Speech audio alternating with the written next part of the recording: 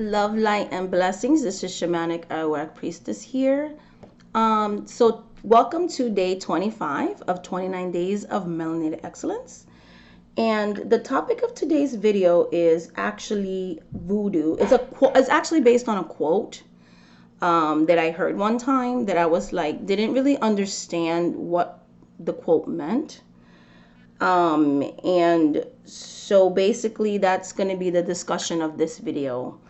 There was a quote that I heard from when I first was called into practicing Haitian Voodoo.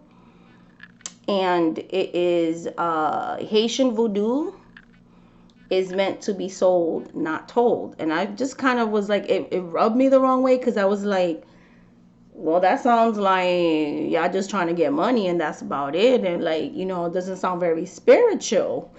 But I understand what those words were and what that quote means, and things of that nature.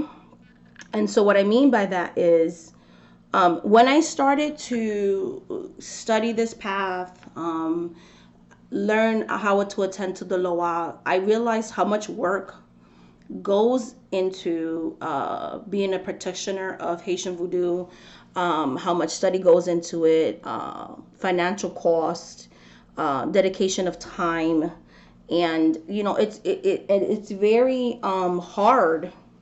It's worth it, but it's very difficult to attend to so many spirit at one time, especially when you are a elder, when you are someone that people seek out for spiritual services, for mentorship, for guidance, and all of that. And just like I like to be compensated for my time, so do the spirit. So it touches on that the Loa have to be paid for their work. I have to be paid for my work, right? Because it requires a lot of dedication. That saying also means that there's this common misconception, especially I feel like in Western culture, that people owe you something. And not everybody thinks that way, but there are people, like even when I was really getting into this path, that would contact me and be like, I want a reading. And I'm like, okay, if you click on the store of my website, you can purchase a reading. And they will be really upset that I charge for services. And well, if you were really spiritual, these services should be free to everybody.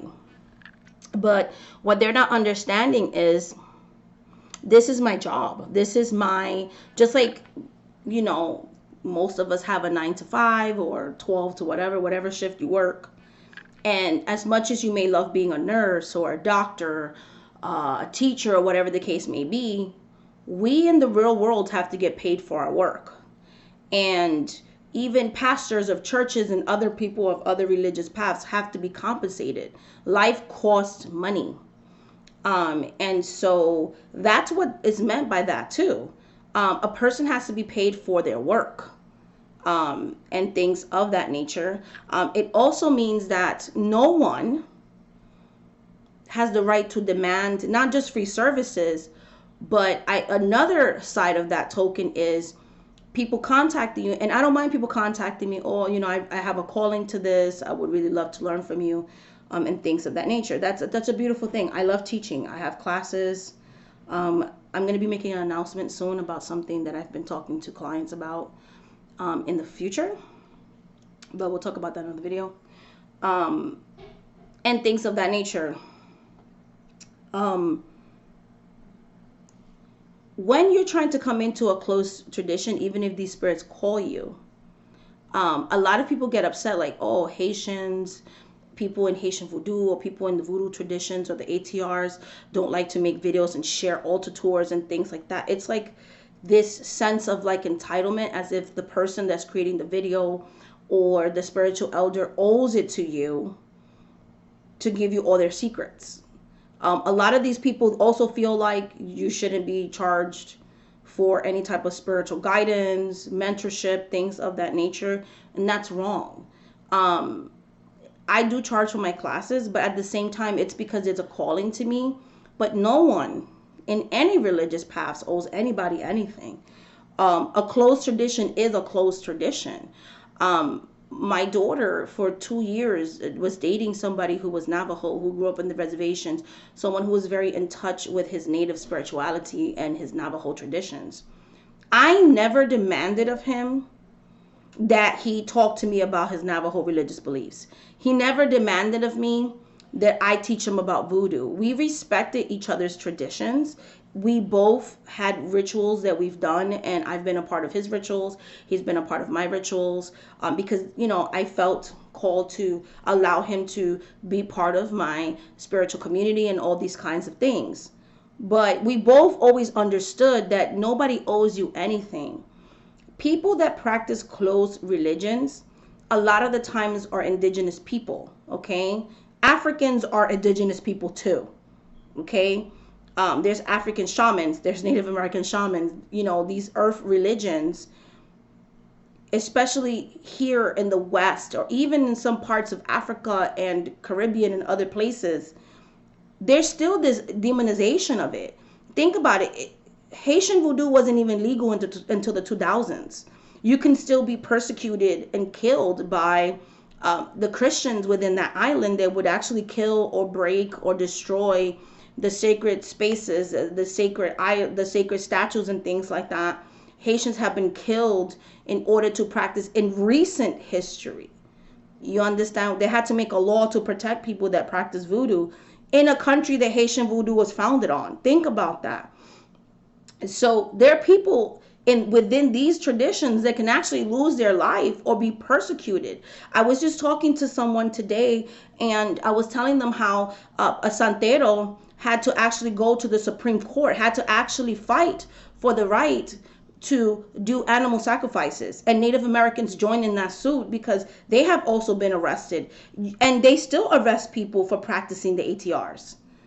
And find ways to arrest people and all these kinds of things. Animal sacrifices, animal offerings, a lot of these indigenous religions are still demonized, are still not accepted, whereas Wicca is considered a religion and is protected in some parts of the world. Santeria really isn't. Other than, they did a court case and they had to go to court and all of that for that part of it. But even with that, cops still find reasons to arrest us. So just keep that in mind. The people that are the holders and the secret keepers of these religions are the ones that are being persecuted. And so it would make sense that they are very guarded with these secrets. It's not because they don't like you. It's not because they're trying to be selfish. Some people are like that, but it's mostly because we understand the price that we've paid, and the ancestors who paved the way for these practices, the prices they have paid in order for us to be able to continue these traditions. So I would love everyone to keep that in mind. Or if someone says I can't say something on a video, it's because when you're getting initiated, we are actually sworn to secrecy. We are not allowed to say certain things. So if I don't answer a question and say I'm not allowed to say that, I've had people get really upset with me, but it's because I cannot break my vows or promises I made to my spirits. Because first and foremost, outside of my family and my children and God, my loyalty is to my spirits. They're the ones that paved the way for a lot of things in my life. So it's not because people think they're better that they keep these things a secret. It's because these are closed traditions. And at the end of the day, no one owes you to allow you to be in a closed tradition. If it is your calling, the spirits will give you someone that is willing to be open and teach you things. But at the end of the day, like I said, they're closed traditions for a reason. A closed tradition is what it is. It's a tradition that is not meant to be shared with outsiders unless a person has a divine calling. The spirits will get you that teacher. If you are really called to this path, you will find your teacher.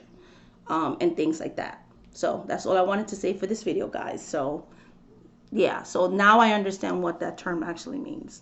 Much love, much light, much blessings. Thank you so much for watching this video, guys. Bye.